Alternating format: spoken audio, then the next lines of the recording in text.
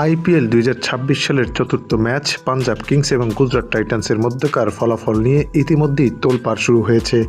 আইপিএলের চতুর্থ ম্যাচে মুখোমুখি হবে পাঞ্জাব কিংস এবং গুজরাট টাইটান্স। এই খেলাটি অনুষ্ঠিত হবে পাঞ্জাব কিংসের ঘরের মাঠে আগামীকাল বাংলাদেশ সময় রাত ৮টায়। এই খেলার ফলাফল নিয়ে ক্রিকেট ভক্তদের মাঝে দেখা দিয়েছে তুমুল উত্তেজনা, যদিও খেলার ফলাফল খেলা শেষেই জানা যাবে।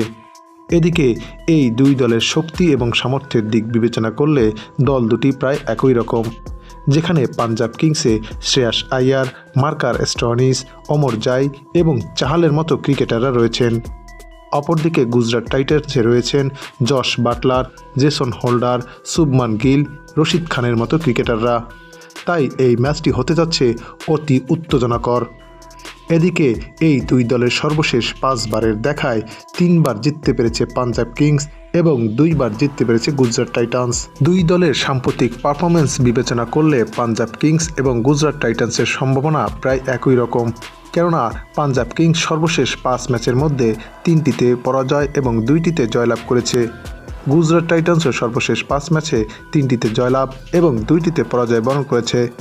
তাই তো এই ম্যাচটিতে ঘরের মাঠের সুবিধা হিসাব করলে পাঞ্জাব কিংস প্রায় 54% সম্ভাবনা রয়েছে, অপরদিকে গুজরাট টাইটান্সের 46%।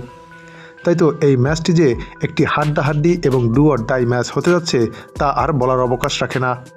এদিকে এই দুই দলের খেলা নিয়ে ক্রিকেট বিশ্লেষকদের মতে গুজরাট টাইটান্সই এগিয়ে থাকছে।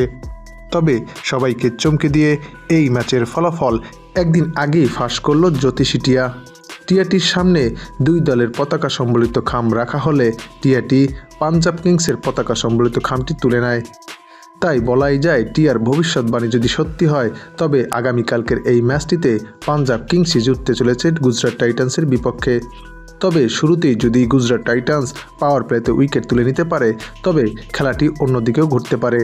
সুপ্রিয় দর্শক, এই ম্যাচে কে জিতবে তা আপনিও জানিয়ে দিন।